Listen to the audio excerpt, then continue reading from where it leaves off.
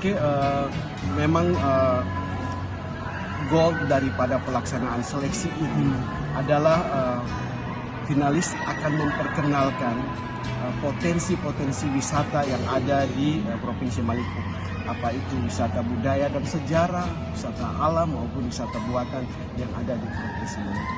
Itu harapan kami, sehingga dengan good looking yang ada pada mereka, intelijensia yang ada pada mereka, itu akan mereka sebarkan kepada teman-teman dan seluruh orang Indonesia untuk mengenal lagi bahwa Maluku yang terkenal dengan ribuan pulau, 1.340 buah pulau, ini memang luar biasa untuk diperkenalkan hingga level yang lebih. Ya, intinya mereka harus punya keinginan yang kuat untuk memperkenalkan Pak ya, potensi pariwisata.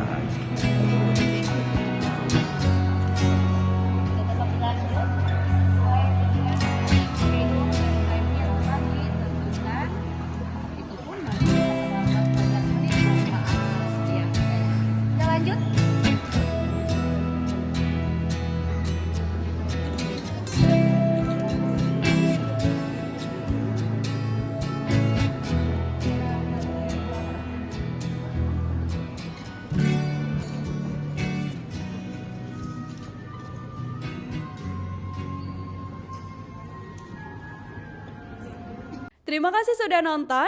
Jangan lupa like, subscribe, dan share ya.